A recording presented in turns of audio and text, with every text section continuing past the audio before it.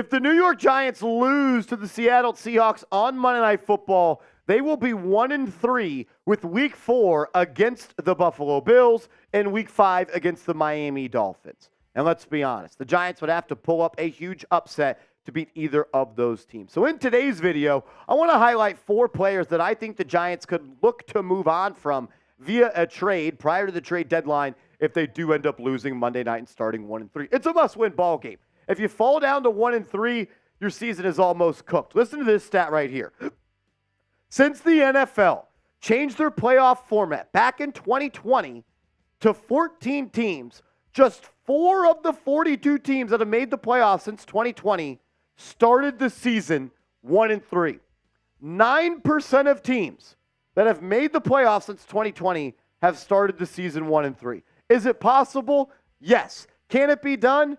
Yes, but you are fighting an uphill battle, which makes me believe the way Joe Schoen likes to look at draft picks, he could try to go collect some more if the Giants do lose this game on Monday night. I know this. If the Giants do make a trade, we are going to make a video, so make sure you are subscribed to the channel, youtube.com/NYGiantsTV.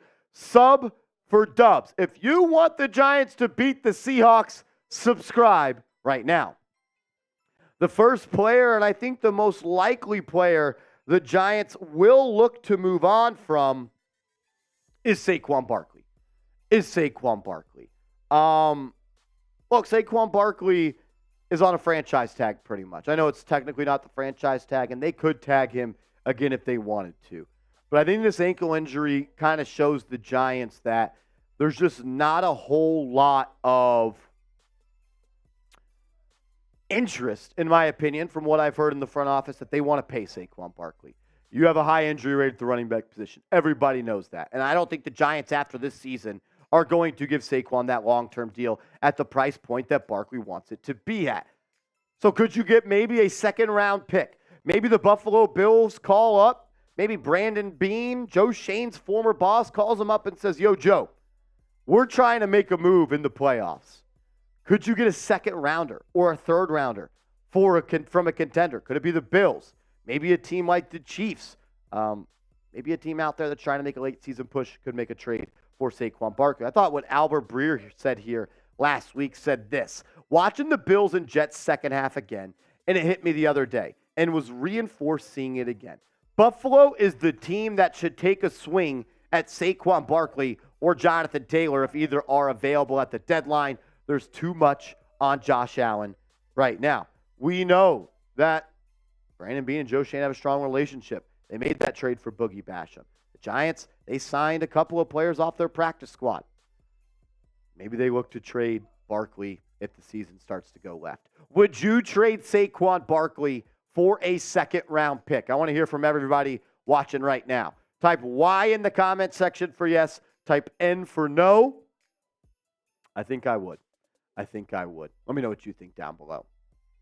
The next player that I think could be most likely to be moved by the New York Giants is Leonard Williams. Leonard Williams, like Saquon Barkley, is on the last year of his deal. I do not think the Giants are going to re-sign Leonard Williams once this year is up, which is going to make him a free agent. I know some people watching right now are like, "Marshall, no one's trading for Leonard Williams. This cap hit is too high." Since some games in the season have already been played, you don't got to pay that full cap hit. And also, you only have to pay a certain amount of the contract if you do trade for a player. And a team accepting Leonard Williams in a trade would have to pay $15.8 million. That's a lot, no doubt right now. That's based on if the Giants were to trade him after week 4 with 13 games still to go. It's a lot of money, no doubt about it. But Leonard Williams has actually been good this year. So maybe there will be a team out there that's trying to beef up their D-line and their pass rush, trying to make a push for a Lombardi trophy and add some juice. I doubt that the Giants re-sign Leonard Williams. I don't think he's made as big of an impact. I don't think that he really wants to take a discount. And I think at this point, that is something that the Giants are going to ask Leonard Williams to do. Right now, he has the highest cap hit amongst all defensive linemen in the NFL right now. He's been good. He's graded out right now as PFF as an 80 overall. It's like top 20 in the NFL amongst all D linemen. He's got a good pressure rate. He's playing all right. But at the end of the day, if you're starting to fall off the rails of the season and you have a 30-year-old defensive tackle that you could maybe get a 4th or 5th round pick for, I think you could do it instead of waiting in free agency to get that comp pick 2 drafts from now. We got more players to get to in a second, but I want to tell you guys about our awesome new sponsor, Prize Picks. Go to prizepicks.com/CLNS and use the promo code CLNS, and you're going to get a deposit match of up to $100.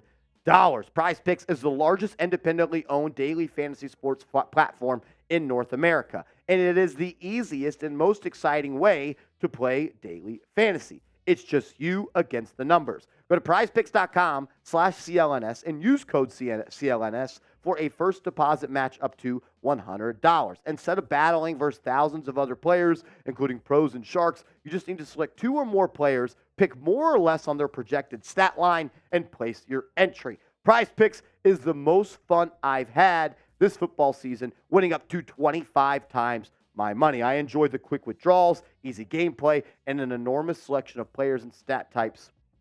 What makes Prize Picks the #1 daily fantasy sports app? It's really cool and it's really simple. This is what it's like. You have an option to select multiple players, anywhere from 2 to 6. Prize Picks will give you their stat line. You just select more or you select less for every player in your lineup. Once you do, you submit your lineup, you watch the games, and you see if your players match what you selected on your lineups. Go to prizepicks.com/CLNS. Remember, prizepicks.com/CLNS, and you got to use that promo code CLNS for a first deposit match of up to $100. The next player I think that the Giants could look to move on from if they lose to the Seattle Seahawks is Xavier McKinney. I'm a huge fan of Xavier McKinney, but so far through 2023, he has not been his best self. I don't know if he's still dealing with that hand injury that he suffered on the Mexico trip last year, but the dude has missed a bunch of tackles. He's got a missed tackle percentage of 14.3. The highest he had in his career prior to this season was 9.3. The highest amount of tackles he missed in the season was 15. He's already missed like 6 this year. The dude hasn't had an interception since November 28th of 2021. It's been almost 2 years since Xavier McKinney intercepted a pass. Where did the 2021 Xavier McKinney go when he was arguably a top 5 safety in this league? Had like more than 90 tackles, had like 10 pass breakups, and 5 interceptions. He was one of the only safeties in the NFL to do that and put up that type of production. Where did he go? Where did he go? He's not that same guy. He doesn't look as physical. He hasn't been able to tackle. I don't think he's all that good of a cover guy. And if you're a guy that can't cover and you don't make plays in the box, you miss tackles and you don't force interceptions or create turnovers, I'm not going to pay you in free agency. And Joe Schoen didn't draft you. Former 2nd-round pick. He's missed a lot of times too. He's only played a full season 1 time. Are the Giants going to pay him? Probably not. Which makes me think that if a trade becomes available, they could potentially take it. Maybe you get a 4th or 5th round pick for him. I wouldn't hate it if they did lose this game. The last player I could see the Giants moving on from that really just has value across the NFL, they could move on from a bunch of guys if they do, is Adoree Jackson.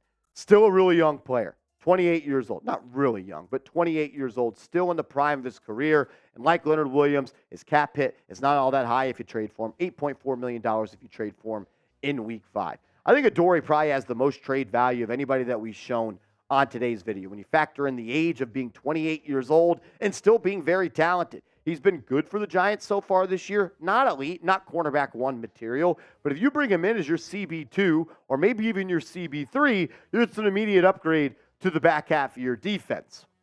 And the question is this: are the Giants going to pay Adoree Jackson again? They already paid him once under the Dave Gettleman regime. He's going to be a free agent after this year. We've seen that Joe Schoen has been reluctant to extend or restructure Adoree Jackson and Leonard Williams, which tells me there's not a lot of interest in bringing those guys back at a high price point. If you're not going to pay him and you're not going to win football games, I'm not against trading him. I'd hate to see it. I would hate to see the Giants move on from some of these guys, but business is business. It's strictly financial, and it's not emotional. You got to do what's best for the New York Giants. That's the team I root for. I root for these players, but I root for what's on the front of the jersey before I could ever root for what is on the back. I want you guys to predict it, though. If the Giants do move on from one of these 4 players, if they do lose to the Seattle Seahawks this Monday night, predict which player is most likely to get traded. Type SB for Barkley, LW for Leonard Williams, XM for Xavier McKinney, or AJ for Adoree Jackson. Remember, you can also follow me over on Twitter at @MarshallGreen_. I'm tweeting about the Giants all day, every day, and I want to follow some of you MFers back. So give me a follow on Twitter at @MarshallGreen_. And if you DM me trade candidates, I'll give you a follow back. Let's do that on today's show.